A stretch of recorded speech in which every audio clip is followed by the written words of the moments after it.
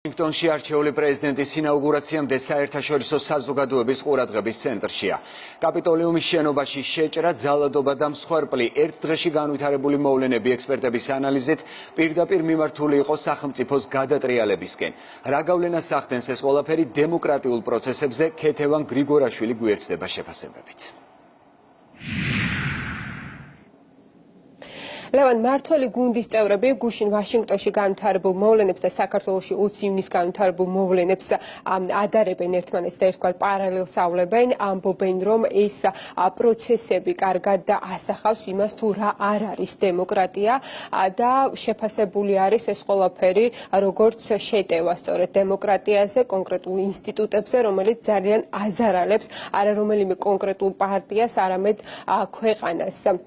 მართველი გუნდის წევრები ამბობენ, რომ მსგავსი ქმედებებით, რომელიც განვითარდა ვაშინგტონში, საქართველოში ოპოზიციამ ძალიან კარგად დაინახა დასავლეთის პოზიცია იმ საკითხთან დაკავშირებით, რომ ისინი ძალადობის წინააღმდეგ არიან და ისინი არასდროს დაუჭერენ მხარს ისეთ სიტუაციებს, რომელიც განვითარდა გუშინ ვაშინგტონში. ეს იყო დემოკრატიაზე შეტევა, როგორც ამბობენ მართველი გუნდის წევრები და აცხადებენ იმასაც, რომ ოპოზიციას არ უნდა ჰქონდეს იმედი, როდესაც დაანონსებული იქნება მსგავსი სიტუაციები მათ გვერდით დასავლეთი არასდროს დადგება.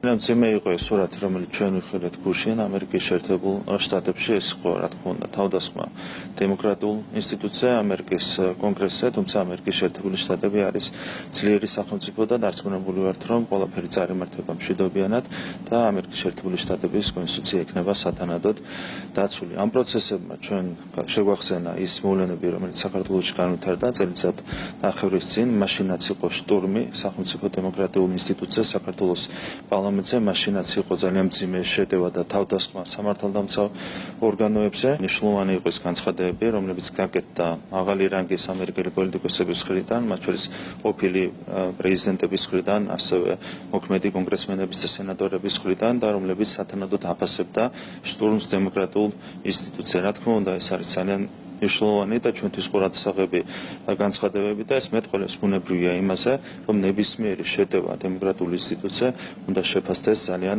მკაცრად, როგორც ამერიკის შეერთებულ შტატებში, ასევე საქართველოში და ნებისმიერ სხვა ქვეყანაში და ეს ყურადსაღები უნდა იყოს, რა თქმა უნდა, ქართული რადიკალური ოპოზიციისთვის, რომელსაც პერიოდულად აქვს ასეთი, ასე ვთქვათ, ზრახვები და პერიოდულად ავლენენ ხოლმე ასეთ განზრახვებს. დემოკრატიულ ქვეყნებში სახელმწიფო ინსტიტუტებზე თავდასხმა, განსაკუთრებით საკანონმდებლო ორგანოზე, ეს არის ყველაზე უფრო დიდი პოლიტიკური დანაშაული და არა მარტო პოლიტიკური, არამედ უბრალოდ დანაშაული, რაც კი შეიძლება პოლიტიკოსებმა გააკეთონ. ამიტომ ამის დაშვება არავითარ შემთხვევაში არ შეიძლება. ძალიან კარგია, რომ ეს ამერიკელებმა თავის თვალით ნახეს.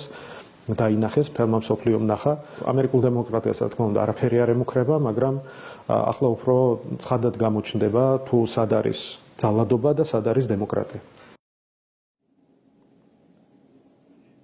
ის რაც გუშინ ვაშინგტონში მოხდა, საბოლოოდ ასამარებს ოპოზიციის ერთი ნაწილის რევოლუციურ სტრატეგიას, ასე ამბობენ ექსპერტები. მათი თქმით, გუშინ განვითარებული მოვლენები სახელმწიფო დაწესებულებებში შეჭრა დასავლეთის მხრიდან ყოველთვის აღიქმება როგორც გადატრიალების მცდელობა, რომელიც როგორც ყოველთვის დაგმობილი იქნება როგორც დასავლეთის მხრიდან, ასევე საქართველოშიც არ მიეცემათ შესაძლებლობა ოპოზიციას, რომ განავითაროს ის სტრატეგია, რომელიც სწორედ გადატრიალებას უკავშირდება.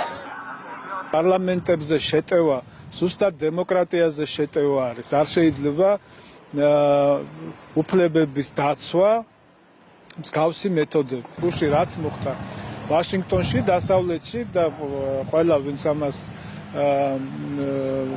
საღად და ობიექტურად აფასებს, ეს არის შეტევა ზუსტად დემოკრატიას. ესა ძალიან სამწუხარო, როცა აი დემოკრატიის ესეთ დიდ მექაში ესეთი ამბები ხდება.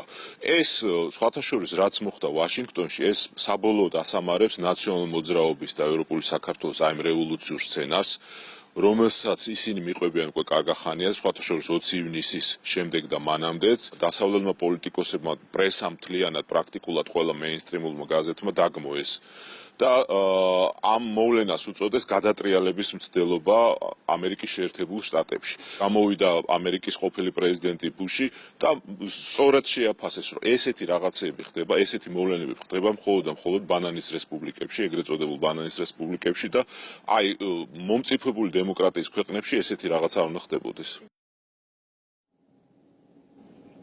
პარლამენტში მსგავს ინსტიტუტებში შეჭრის მცდელობა დასავლეთის მხრიდან გუშინ არაერთი პოლიტიკოსის მხრიდან შეფასდა როგორც გადატრიალების მცდელობა.